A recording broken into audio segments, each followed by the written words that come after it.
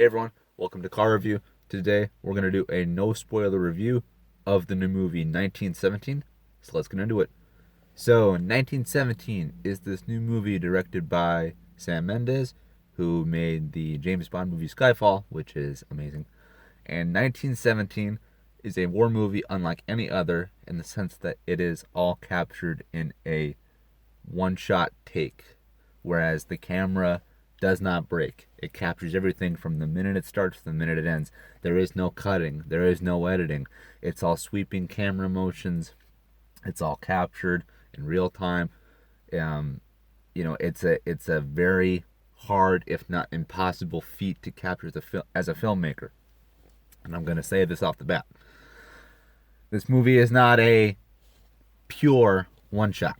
If you know anything about filmmaking, you know that this is nearly impossible, as I previously said. But if you watch the movie, and if you have any background in filmmaking, you'll know that there are hidden cuts in there. I hate to burst that bubble, sorry, but it's how it actually is.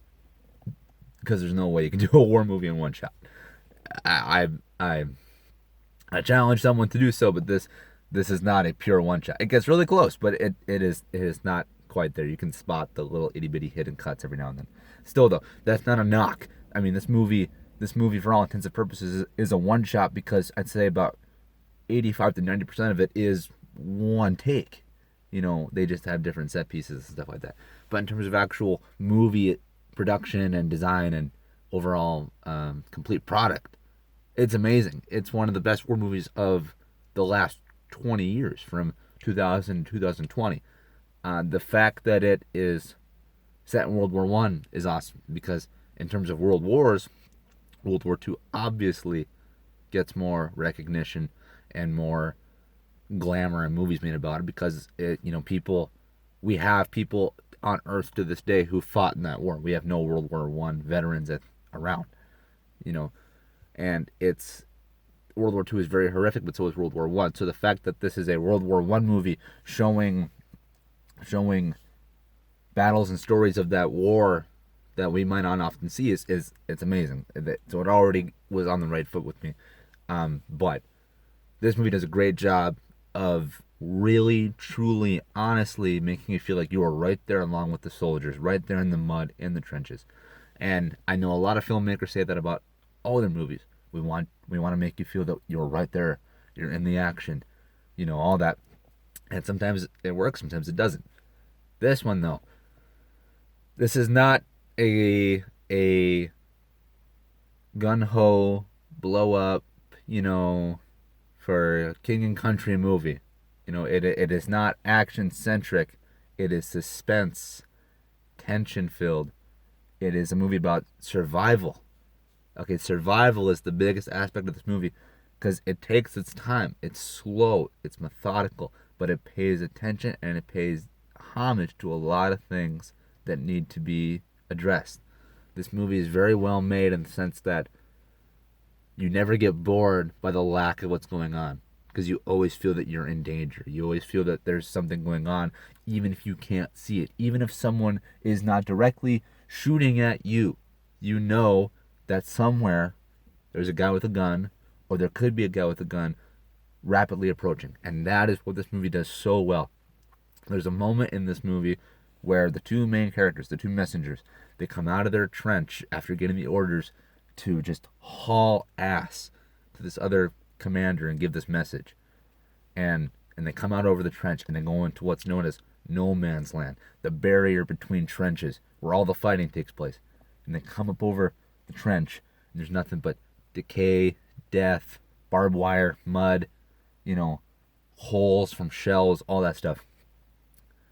And the color palette, the cinematography, the way it's shot, the quietness, it's breathtaking. You're on the edge of your seat.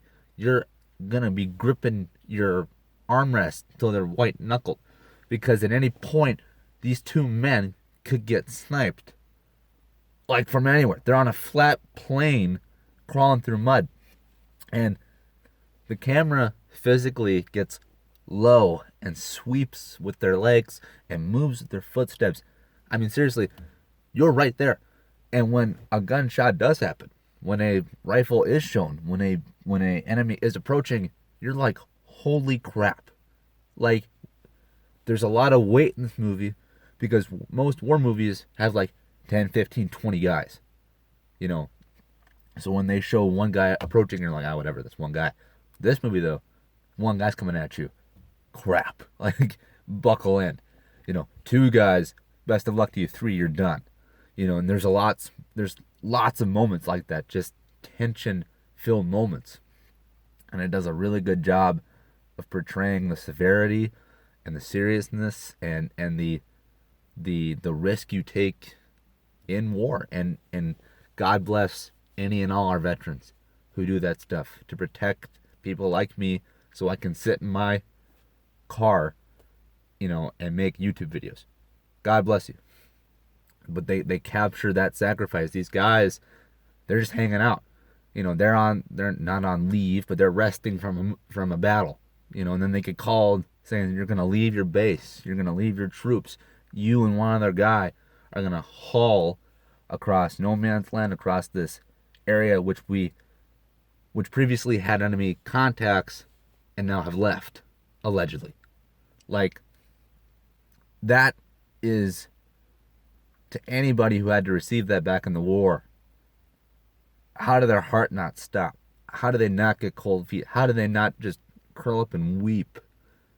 If I had those orders, I would have lost my mind. But the movie does such a great job of showing the heroicness and the valor of knowing that these two are the last chance they have to get this job done, that no one else wants to or will get done. And if they don't get this job done, other soldiers will die, and it will be on their hands if they can't get this message delivered. And the fact that it's not about like defusing a bomb or blowing up a general, the fact that it's about delivering a message against the clock, again, on paper, sounds dull. Not boring, dull. When in fact, when handled correctly and when masterfully crafted in terms of direction, camera work, music, you name it, it can be an incredible experience and an incredible story told in an incredible way. And that's what 1917 does. It does such a great job of saying, look, we may not be the best war story, but we're going to tell it the best way. And hats off to everyone who had a hand in making this movie, as this is a filmmaking tribute.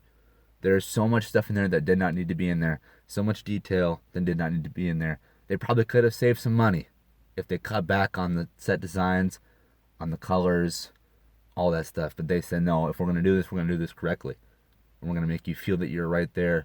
We're going to take you back to World War I. And it's amazing. Is it in my top 10 of the year? Yeah, it might be. It might be top 10, if not top 15, most definitely. And it's getting nominated for Oscars. Those Oscar noms have come out at the time of this recording. It deserves them all. It has the best shot of being Best Picture, and rightfully so. It is that good. So if you can, because it had a limited release and now it's going to get a more wider push because of the Oscars, if you can see 1917 in theaters, please do. You will not regret it. And that is my review. So if you like this video, comment, share, like, subscribe. Oh, excuse me. And I'll see you in the next one. All right. Peace.